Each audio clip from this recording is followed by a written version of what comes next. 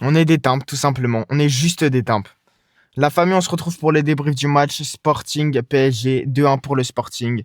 Donc, il faut commencer par un truc, c'est comment on peut ne pas gagner ce match. Je ne comprends pas comment on ne peut pas gagner ce match. Parce que c'est super sur un plan statistique. Mais on est au-dessus. 48 ballons dans la surface adverse. Incroyable. Tu te dis incroyable. Mais non, en fait, c'est pas ça le football. Le football, c'est pas que les stats, frérot. Donc là, on sort une performance, certes dans le jeu sublime, mais à un moment donné, faut concrétiser. C'est pas possible de sortir une performance comme ça et ne pas marquer sur 70 minutes. Tu dois marquer. C'est obligé. On a eu plein d'occasions. On a eu plein d'occasions. Ça, on peut pas se le cacher. Hein. On peut pas se cacher derrière le fait que non, on n'a pas eu beaucoup d'occasions, etc. Machin. Non, non, non. On en a eu. On en a eu, mais non, on n'a pas réussi à concrétiser. Donc, c'est notre faute. C'est notre faute. On a joué comme des lobes, ça, c'est notre faute. Donc, bravo à eux, pardon. Et voilà, on se fait taper par Luis Suarez. C'était El Pistolero ce soir. Franchement, un ex-Marseillais super.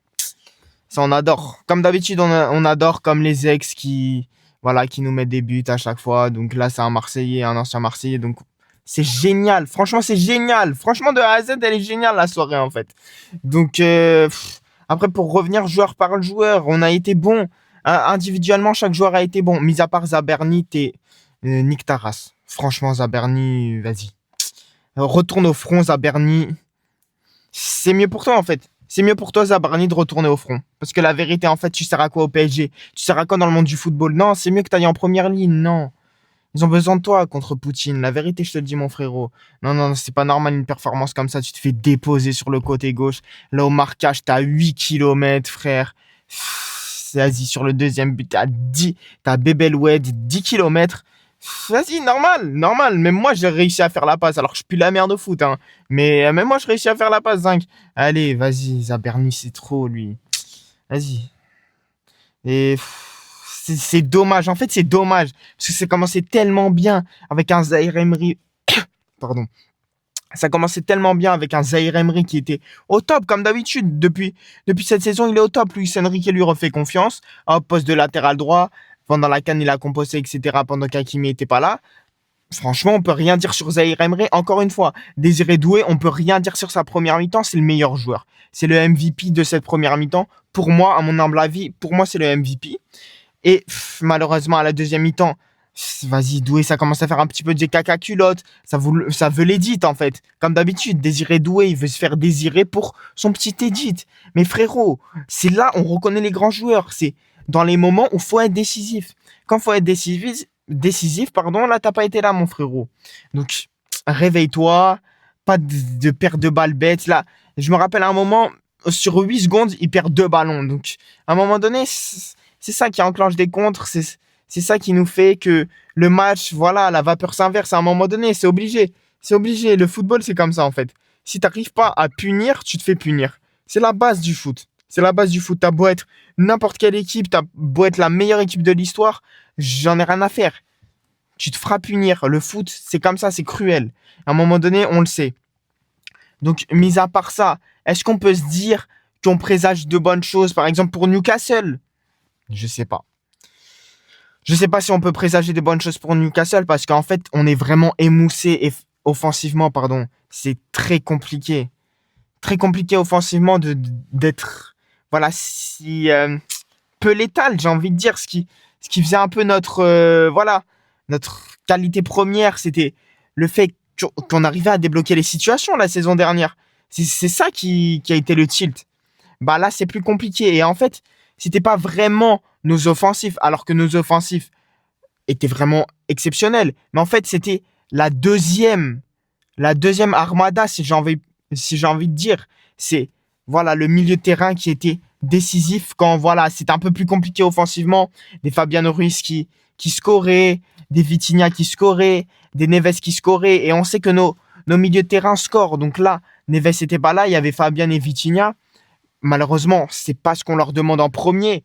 Voilà, c'est quand même en premier lieu la faute des attaquants. Faut se le dire. Mais à un moment donné, est-ce qu'on peut avoir, voilà, un peu plus d'efficacité, ne serait-ce que dans les joueurs que on sait qui ont cette capacité-là. Je parle notamment aussi de Nuno Mendes qui a cette qualité-là. Donc Voilà, on avait la possibilité. On avait la possibilité. Maintenant, on n'a pas réussi à concrétiser. Je le redis encore une fois. Donc, c'est entièrement de notre faute.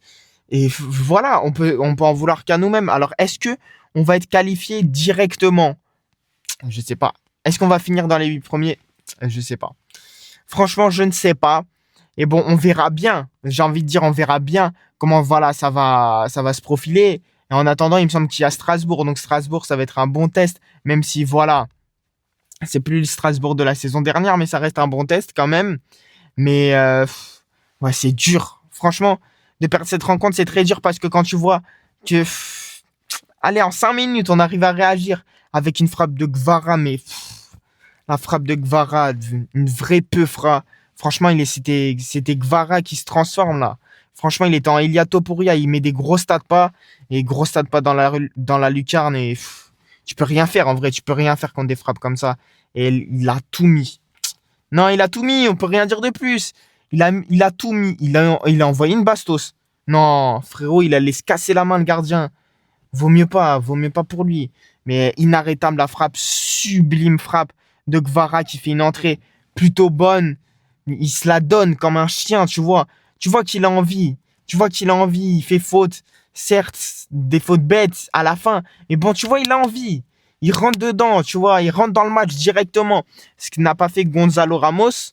Mais bon, est-ce qu'on peut en voir à Gonzalo Ramos en vrai, qui est le super sub ultime? Non, on peut pas lui en vouloir. Mais bon, c'est quand même dommage parce qu'il y avait vraiment moyen voilà, de sécuriser beaucoup plus. Là, je pense, je sais pas si on va finir dans les 8 premiers, j'espère pour nous. Mais bon, en fait, c'est même pas finir dans les 8 premiers. Finir dans les 8 premiers, on peut le faire. C'est finir dans les 4 premiers parce qu'on a des avantages. On a le match retour à domicile jusqu'en demi, c'était dans les 4 premiers. Donc ça, c'est très intéressant. Mais si on peut pas bénéficier de ça, ben on va devoir faire avec. Hein, mais bon, on était à ça en fait. On était à ça. On passe à côté. Et c'est pas comme si on jouait une grosse équipe. Hein. Avec tout le respect que j'ai pour le Sporting, hein, les frérots. Mais c'est le Sporting, ça reste le Sporting.